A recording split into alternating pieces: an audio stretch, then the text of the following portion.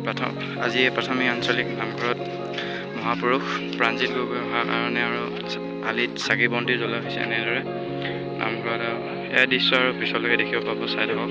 চ' এনেদৰে চাকি বন্তি জ্বলাই আৰু মহাপুৰুষজন আহিবলগীয়া হৈ আছে। লোকসকল আহি আছে আৰু সেইপিনে এনেদৰে চাকি বন্তি জ্বলোৱা হৈছে আৰু সেইপিনে আমাৰ কল্পজ্যোতি কমৰখাই চাকি জ্বলোৱা হৈছে।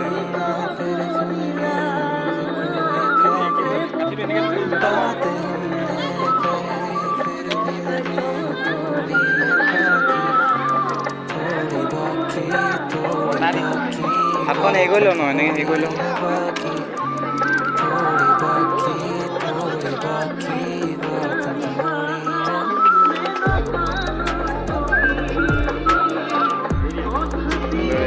তাৰ পৰা একেবাৰে চাকি বন্তি জ্বলোৱা হৈ আছে আৰু সেইপিনে লোকসকল মানুহসকল আহি আছে চাবলৈ।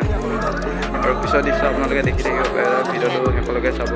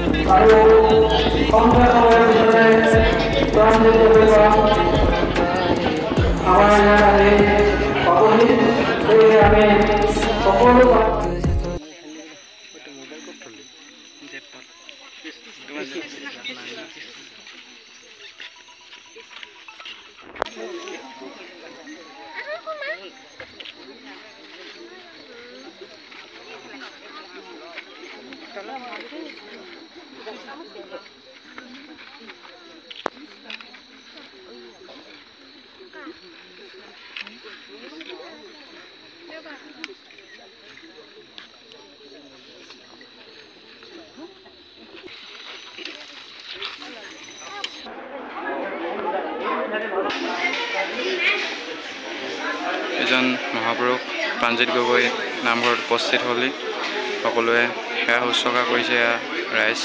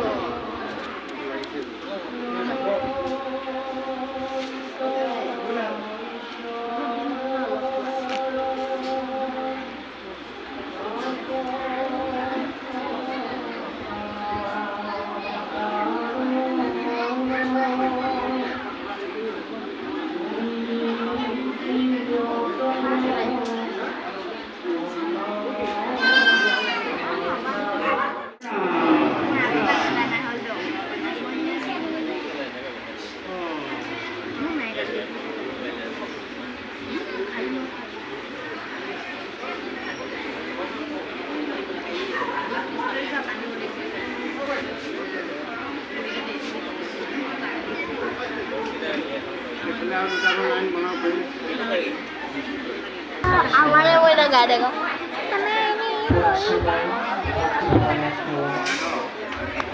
আমার মইনা গুরু খাবরে বাড়ি খাবরে গুরু চিনি খাবো। ওই এনে করলে কি হয়? ये कलम में है वो जानो मेलिसा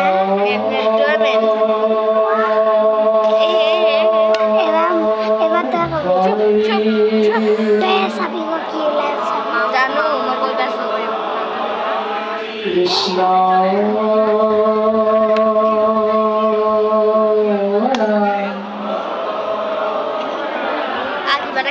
কৃষ্ণ। এইখিনিতে আমি চিন্তা কৰিলে উত্তৰটো পাম। আমাৰ যে আইসকলে আৰু বাপসকলে যেতিয়া আনুষ্ঠানিকতাক দোহাই দি গুৰুজনাৰ আজ্ঞা শিৰোগত কৰি নাম বস্তু সত্যন্য কৰিবলৈ ভকতৰ আজ্ঞা শিৰোগত কৰি আসনাধিষ্ঠ হয়, তেতিয়া দয়াৰ কাপোৰ অৰ্থাৎ চেলেং বস্ত্ৰ থাকি সোঁফালৰ পৰা বাওঁফালে বাওঁফালে মায়া আছে, সেই মায়াক ঢাকি ৰাখি সোঁফালে যিহেতু ভক্তি আছে, সেই ভক্তি মাতৃ উজ্জীৱিত কৰি এইটো হ'ল গুৰুজনাৰ আৰু আইসকলেও বক্ষস্থলে ঢাকিবৰ বাবে যি চাদৰ ৰূপে ব্যৱহাৰ কৰে, সেই চাদৰখনো তাৰ অৰ্থ হ'ল সেয়াই যিহেতু বাওঁফালে মায়া আছে, সেই মায়াক প্ৰত্যেক মুহূৰ্ততে দমন কৰিবৰ বাবে এই সাজ সজ্জাৰ ব্যৱস্থাটো আমি শাস্ত্ৰসমূহত পালন কৰোঁ। যেতিয়া নাম প্ৰসংগৰ সময়ত আমি বাপ আইসকলে আসনাধিষ্ঠ হওঁ, তেতিয়া আমি হাত চাপৰি যে বজাওঁ, হাত চাপৰিটো আমি কোনখন হাতেৰে বজাওঁ? সোঁ হাতেৰে বজাওঁ। কাৰ লগত? বাওঁ হাতক কেন্দ্ৰ কৰি। সেই বাওঁফালে কোন আছে? মায়া আছে। সেইকাৰণে আমাৰ বাওঁ হাতেৰে কাম কৰা কোনোবা ব্যক্তিৰ নামত বহিলেও তেওঁ কিন্তু কোনোদিন এনেধৰণে চাপৰি নলয়। তেওঁ ভকতৰ সংগত এনেধৰণে চাপৰি নলয়। অৰ্থাৎ ভক্তি মাতৃৰ দ্বাৰা মায়াক দমন কৰি ৰখাৰ এইটো এটা ব্যৱস্থা গুৰুজনাই দৰ্শন কৰিছে। ইয়াত শাৰীৰিক ব্যায়ামৰ কথাও জড়িত হৈ আছে, কিন্তু শাস্ত্ৰৰ পদপন্থা আমাক এই কথাটো জানিবলৈ দিছে। আৰু সতীৰ অধিকাৰ কথাৰে যদি চিন্তা কৰোঁ, সাম্প্ৰতিক সময়ত আইসকলৰ সাজ সজ্জাত এটা বস্ত্ৰ আমি দৰ্শন নাপাওঁ প্ৰায়। এইটো আমাৰ অভিজ্ঞতাৰ ফালৰ পৰা কোৱা হৈছে যে অসমৰ বিভিন্ন কোণত আমি যাওঁতে দেখা পাওঁ যে আমাৰ আই মাতৃসকলে এতিয়াও কিন্তু উৰণিখন ব্যৱহাৰ কৰে। কিন্তু সাম্প্ৰতিক সময়ৰ নবোৱাৰীসকলে, এইটো হয়তো যুগৰ যুৱতী বুলিয়ে ক'ব লাগিব, ফেশ্বন বুলিয়ে ক'ব লাগিব, যে সতীৰ অধিকাৰ যি সতীত্ব গুণৰ কথা শাস্ত্ৰই আমাক দৰ্শন কৰাইছে, সেই উৰণিখন কিন্তু আজি সাম্প্ৰতিক সময়ত সমাজৰ পৰা হেৰাই যাবলৈ হৈছে। যিটো সতীত্ব গুণৰ প্ৰকাশৰ সাজ সজ্জাত এটা লক্ষণ আমি স্বাভাৱিকতে সমাজত দেখা পাওঁ, এইটো কিন্তু নাইকিয়া হৈ যাবলৈ হৈছে। আমি আইসকলৰ চৰণত সেৱা নিবেদন কৰা হৈছে, উৰণিখন পাৰিলে ল'বলৈ চেষ্টা কৰিম।